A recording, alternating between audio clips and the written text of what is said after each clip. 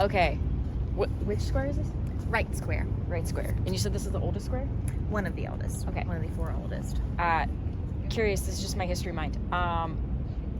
What was behind the development of squares in the city? Because it's not in all the cities. Right. General Oglethorpe planned for everything. Like, we are a planned community. And these squares, since we were established, as I looked out against the Spanish in St. Augustine, the squares would have been used for multiple purposes, including as rallying points in case we were ever under invasion. Because we were supposed to be like the go-between in case the Spanish ever came up the coastline and tried to head to like Charleston and farther north. Yeah. Okay. Cool. It's wild what I remember from like 20 years ago. I remember being taken here on a tour because I remember that rock. There rock. it is. Yes. I don't remember what it was about, but I remember the rock being there. Here's the visual memories. So I might go touch the rock. I feel like I should not go touch the rock. I feel like that is not my rock to touch. That is right. Thank you.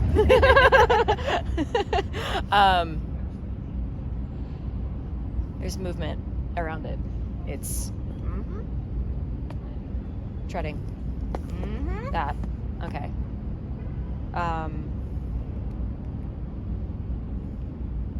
Okay. This is partly primed, and I'll say that. Native American, right? Yep. Yeah. Which, I mean, Chippewa. Wow. Good job, Rebecca. I want to go sit next to it. Yeah, there's benches. Okay. Muskogee Creek territory. Oh, okay. Okay. And the Yamacraw, which are part of the Muskogee Creek Nation, were living here when General Oglethorpe showed up. Okay. There's the rock. Ooh, ow, hits in neck. Okay. And there's some rocks there. If you can see there. Okay. There's a marker there. I'm not going to read it for a moment. I feel sick. And now I feel very sad.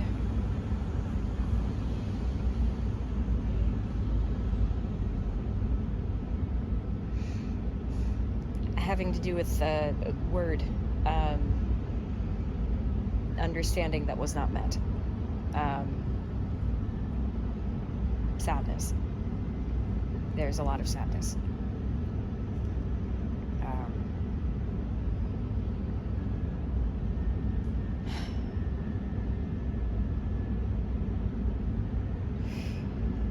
Okay. I know you mentioned. Okay. I know you mentioned the. Tell me again, if you don't mind, the tribe that was Yamacraw. Yamacraw? Thank you. And then the general who came in and started designing this place.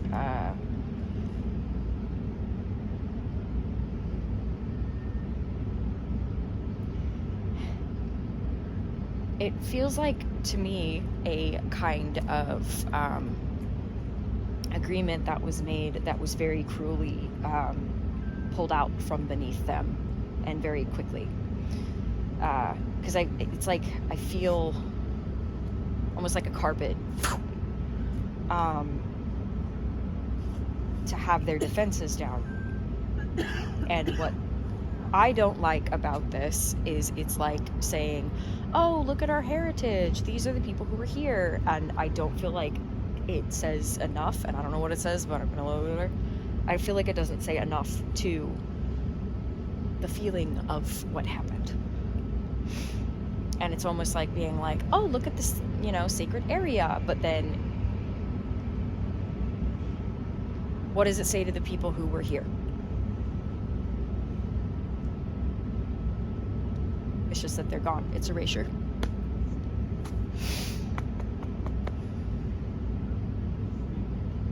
Okay, I'm gonna go look at the rock.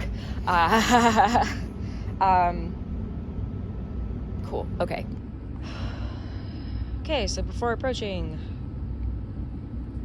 I would like to ask to have permission to move forward, please. Oh, that was interesting. It's like they don't ask.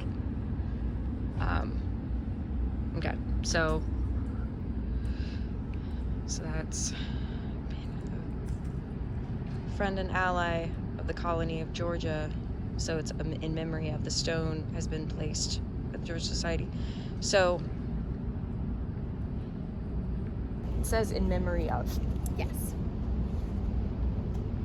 What, in the years 1799 to 1899? Was he 100? That is for the colonial days. That is. Okay, thank you. Yeah. Because I was like, that seems late. Yeah. And that's a whole life. Okay.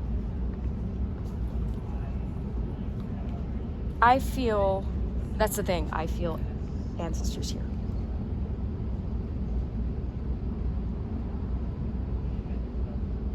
But not necessarily like sentient souls. It's like an essence of them. And I get the sense of, it's not even like the plea to listen. It's like,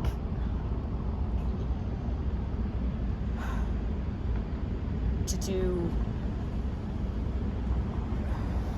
it's further than acknowledge. It's like to grieve for the land of what used to be.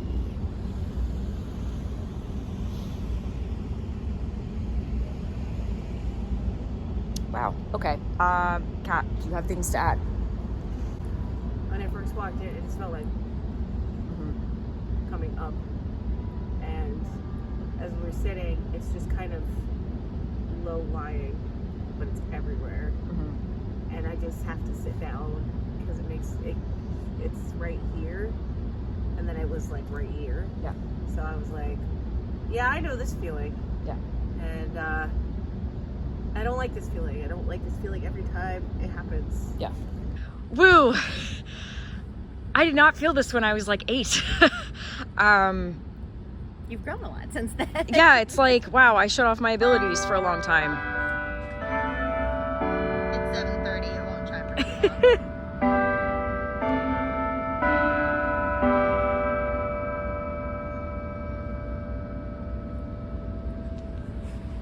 Okay. History, please, I think. Yes.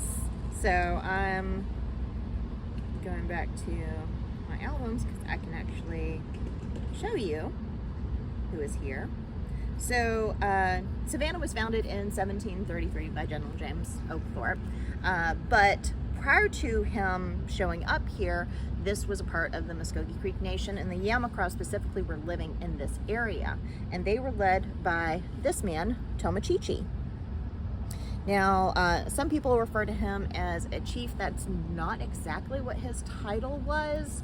It's kind of like chief adjacent, but the Yamacraw had a very different type of leadership than what most people think of.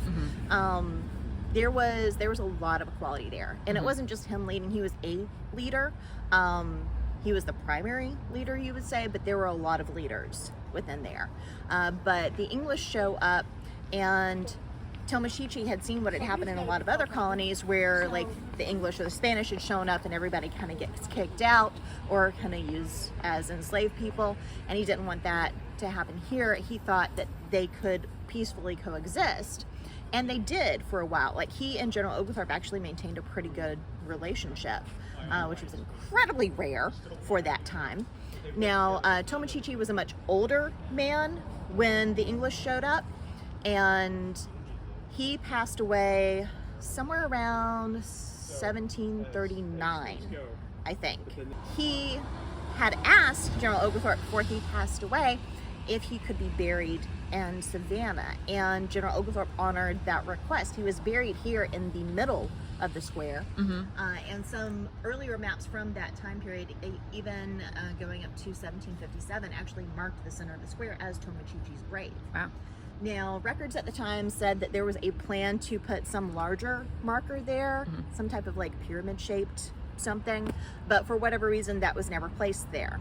A water cistern was put in that location, and later on we had a mayor who was trying to beautify the squares, and his idea to beautify them was to build mounds and put like vases on top of them.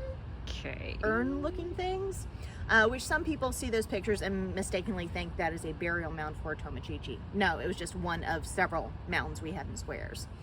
In the 1880s, this monument is being planned for William Washington Gordon, who brought the railroad to Savannah. And they break ground, and according to some documentation, they found some skeletal remains here still. It doesn't appear that the skeletal remains were removed, so he may still have skeletal remains in the center. Our soil here is also incredibly sandy, and so it'll shift and move with time, and it'll scatter remains. So his remains could be anywhere. Yeah.